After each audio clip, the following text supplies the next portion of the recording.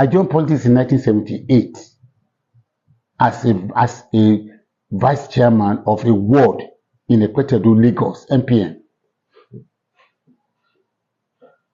That's the truth. And I'm still, by the grace of God, I'm still active. I'm not saying I'm the oldest politician alive. No. I'm saying oldest politician still in practice, still in the art of practice of politics in Nigeria. I may have contemporaries. I don't have senior. So, when Baba Adebanjo called me, he said, I've read that you want to be president. I said, yes. He said, Onijobo, you're a troublemaker. I said, no, I'm not making trouble. I said, Baba, you don't know what's going on in our own party. You're not a member of PDP. I'm a PDP person. PDP want to pick Hausa person to come into power, after Buhari. I said, that doesn't make sense to me. It makes a mockery of our federalism. It makes a mockery of our unity as a nation. For me, it directly hits and undermines, my essence as a human being. I am not inferior to any Nigerian, either by birth, education. If it is by birth, I'm a prince. If it is by education, I was educated in the best school in Nigeria. I belong to one of the best professions. I qualify as a medical practitioner. I've always lived well, so I have more than an average intellect. So I don't see myself lower than any Nigerian. So why should I now become a second-class citizen that is not worthy of any consideration in the same country in which I am in? It's not possible. So I revolted very strongly against that. It's personal. So Baba then said, look, let's face it. If this power were to rotate to the south, which section of the south should it go?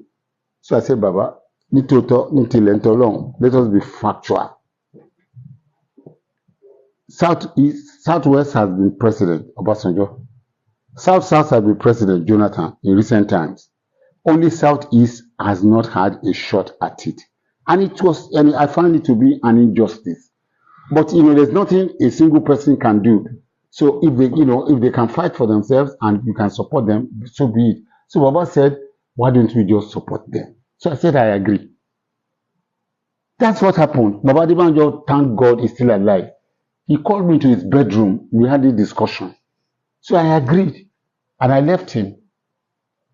Well, I went back, at that time I was staying in Iperu. I went back to Iperu and I called my political associates and I told them of the encounter and what I decided, and that I was going to drop out of the race. So they said, who are we going to support? I said, well, if you're going to support the East, there's Pius Ayim, there's Peter Obi, there's one or two other persons. I said, for me, I think Peter Obi is the one that has the greatest appeal. So we agreed. And the next day, I went to that press center in Abeokuta. It's on record. And I declared that I was dropping from the race and that I was going to support Peter Obi. As of that time, Sheye, I have never met Obi. I have never discussed with him. I have not seen him. I don't know anything. I only know that he wanted to be president. It was 5 days later that Obi called me on phone and said, Egbon, I heard everything you said. I was in Morocco or something. I think it was in Morocco. He said I was in Morocco or Egypt. I don't know. He said, when can we see? I said, I said, I've declared support for you. Are you in Lagos? He said, yes. So I said, let's meet at Southern Sun for lunch. So we went to Southern Sun for lunch. We had lunch for about 2 hours. We discussed. I said, look, please join me. Come and be my director general of my campaign. I said, gladly I will do it. That's how the journey with Obi started. And when it was crystal clear to us, all right, that we cannot get the ticket under APC, the gladiators were too many, the odds that were against us were unsurmountable, quite clearly. So Obi and I sat down in the hotel room in Abuja and we said, look, let's face it, if we stayed here and take part in the primaries, and after that then go and say we want to contest under another party, it will not look good to the public. So let us leave before they do their primaries. So we left. PDP. We left PDP. Okay. The letter was written Obi's letter of resignation was written. And for 3 days, it was on his table in the hotel room. So I woke up one morning and I said, Peter, this letter is still here. I said, I'm going to go and deliver it today. I took the letter without his express permission, but it was there. I took the letter and I went to National Secretariat of PDP. The national chairman was not there. But I dropped it and I signed. And they signed the acceptance copy for me. That was how we left. So we started to look for which party will accommodate us. Most of the other parties, I don't want to castigate anybody. The parties that they are on. The conditions they gave were not too favorable, and many were not, directly very forthcoming. In all honesty, the party that gave us the most favorable conditionality and support, and were not, really looking for anything, was the Labour Party. Abure and his gang. I will commend, when people do things that are good, we should commend them. Abure and one Ojuku, who was the national organizing secretary, they, for whatever reason, they did not demand money from us.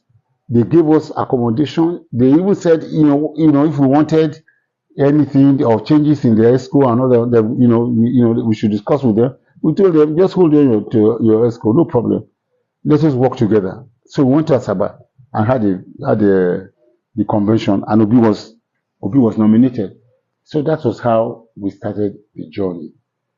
The journey between Peter Obi and I was based on our repulsion for a northern candidate to succeed Buhari.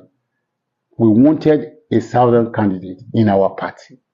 And our party was not going to pick a southern candidate, so we left it. But our union, our cooperation, the basis of our political association between Obi and I was that we will fight for a southern candidate, which in this case was him. So we went for the election, and we lost the election. People say I should not say we lost. We lost. They said APC rigged. Look, if you say APC rigged, which party did not rig? Which election had not been rigged since 1999? I'm a practitioner. I took part in all elections in 1998. In Nigeria, from 1998 to date, were rigged. Was Tinubu the one conducting them? Or was Tinubu the one contesting at that time? It's not true. So, we have a bad system. Let us agree. And we must look at it properly and reform it for our own good. So that, it's not judges that will be determining who the governor of the state will be, who the president of the country will be. Look at the election that we held in America. Nobody went to court. It had been held in UK. Nobody went to court. It had been held in, there's no need to go to court if the elections are transparent and, flawless. You understand my point? So, as far as I'm concerned, to say that because the election was flawed, then nobody won is not true. I was the Director General of the Labour campaign organization, President campaign organization. We ran, a most fantastic campaign. You know it yourself. Yes, we did a lot of mobilization, but we had our flaws. We had shortcomings. The party was, grossly and inadequately arranged to cover a national election. We didn't have what it took when the structure that covers the country was not there. We didn't have it. We didn't have polling agents in more than 80% of the polling booths in the country. How can you win the election? How? Even if you won, if you are not there, they will change it. Yeah. As long as there are not the agents and the presiding officers are not angels, they will change it. And I've said it before, in any country where illiteracy is preponderant and poverty is rife, you can't have democracy. You can't have true democracy.